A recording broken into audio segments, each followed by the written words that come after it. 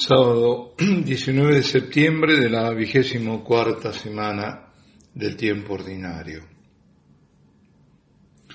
Lectura del Santo Evangelio según San Lucas.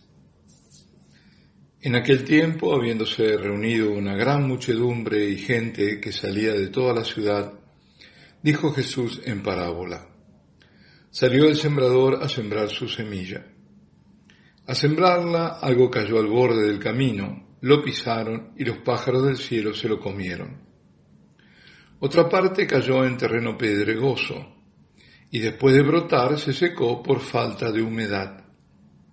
Otra parte cayó entre abrojos y los abrojos, creciendo al mismo tiempo, la ahogaron.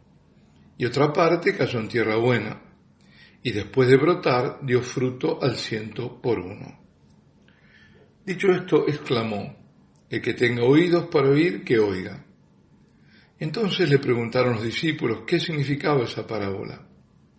Él dijo: a vosotros se os ha otorgado conocer los misterios del reino de Dios, pero los demás en parábolas, para que viendo no vean y oyendo no entiendan.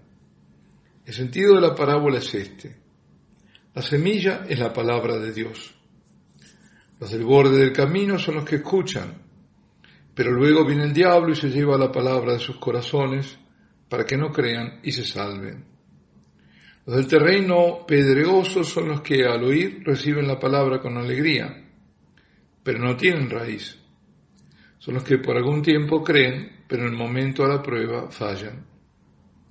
Lo que cayó entre abrojos son los que han oído, pero dejándose llevar por los afanes, riquezas y placeres de la vida, se quedan sofocados y no llegan a dar fruto maduro. Los de la tierra buena son los que escuchan la palabra con un corazón noble y generoso, la guardan y dan fruto con perseverancia. Palabra del Señor. La primera pregunta que viene es: ¿quién es el sembrador? Claro, en primer lugar es Él, el Señor, el Hijo del Hombre que vino a enseñar con su palabra y su vida, que volvió palabra porque Él es la palabra de Dios encarnada. Y luego los sembradores son sus seguidores. Primeros en la historia, los apóstoles. Para los apóstoles lo principal era la predicación de la palabra. Sembrar en las almas el anuncio de salvación junto además a la oración. Estas eran las prioridades. Es decir, prioridades de los apóstoles: predicación y oración. Y no lo digo yo, lo dicen ellos. Está en Hechos de los Apóstoles en el capítulo 6.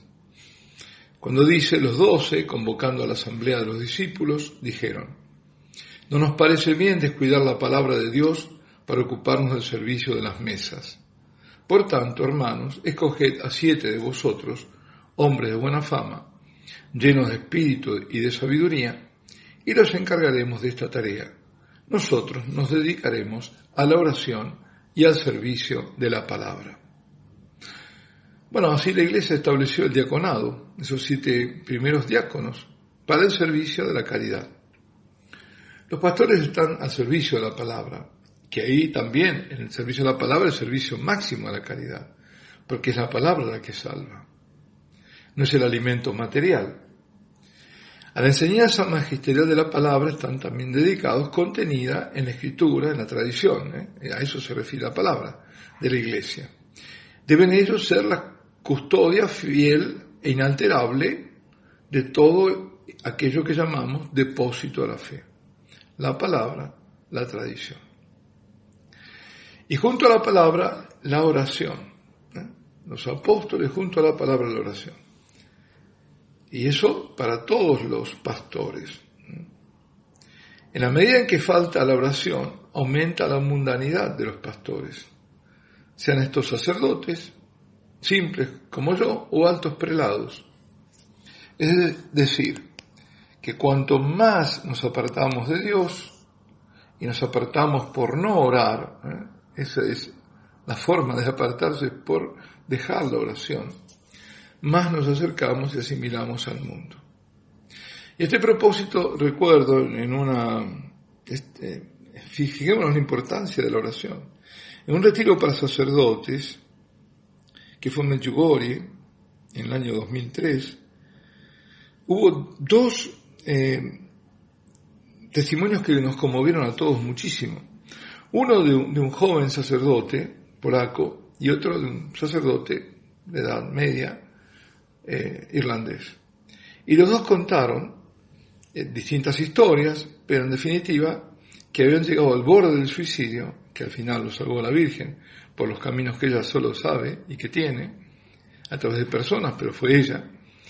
Digo que llegaron al borde del suicidio y la razón en ambos casos fue que habían dejado la oración. Fijémonos lo importante que es la oración. Hasta qué punto para un sacerdote es fundamental, más que necesario, es fundamental, es vital. Porque ahí cuando estamos débiles, sin oración, sin el contacto con Dios, sin el acercamiento con Dios, el enemigo ataca y con todo. Siempre ataca, pero ahí es donde nos encuentra vulnerables. Por eso decía que cuanto más nos apartamos de Dios, y lo hacemos por no orar, nos acercamos, nos asimilamos al mundo. Y este es el gran actual peligro, bien actual. Lo principal ahora es el servicio caritativo. Cuando está sin el nexo, si no está anexado, sino vinculado con Dios, perdiendo la dimensión sobrenatural, se vuelve servicio social y más nada. Y esto debe ser revertido y se revierte en la conversión de cada día.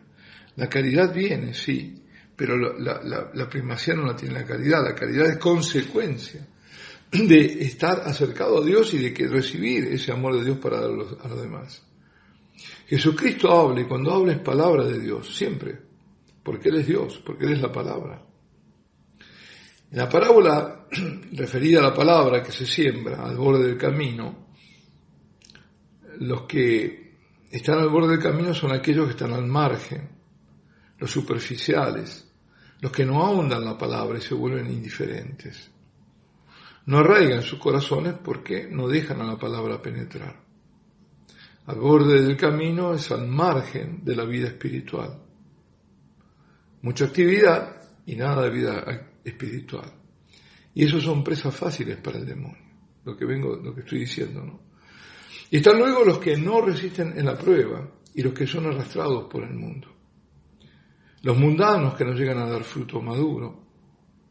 Por último, aquellos que se abren a la gracia, a recibir la palabra de Dios, la que la custodian, los que generosamente responden y la hacen fructificar.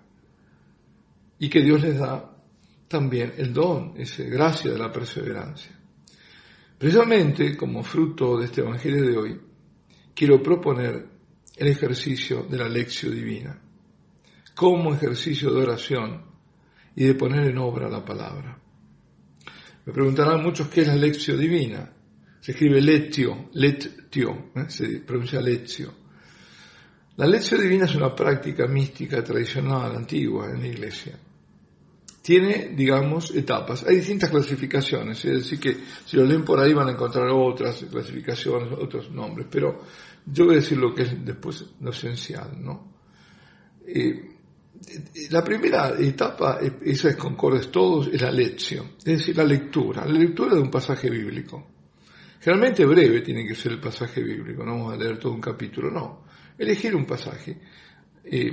Habría que hacer un escrutatio, dice, bueno, pero no vamos a meternos en todas estas cosas. Vamos a elegir un pasaje, que por ahí ya lo tenemos preelegido. Y luego viene la reflexión del significado, la meditación. O sea, primero qué dice el texto y luego qué me dice a mí en mi circunstancia. En ese momento, ese pasaje. Puede haber alguna frase, alguna palabra que tenga su resonancia en mí. Y atención, porque siempre puede ser varias veces haber leído un pasaje, pero se enfoca en un lado, porque la palabra está viva, y esta vez hace una resonancia diferente, ¿no? de otra forma. Entonces, de ahí se pasa a la oración, a incorporar la palabra, a rumiarla, y primero y orarla, para luego pasar a la acción, o sea, la respuesta que doy. Se podría resumir esencialmente en 3 pasos fundamentales ¿Qué dice el texto? Con todo lo que ese texto, profundizándolo en la lectura, cuanto yo más sepa sobre las circunstancias y pueda imaginar, tanto mejor. Pero ¿qué me dice el texto en concreto? Es decir, ¿qué dice, el texto? Después, ¿qué me dice a mí ese texto? ¿Y qué respondo yo? ¿Qué le digo y pido al Señor en la oración? ¿Cuál es mi respuesta? Es decir, es la oración y la acción. ¿Qué dice? ¿Qué me dice? ¿Y qué le digo? Es decir, ¿qué le digo en la oración y luego en la acción? Oratio y actio.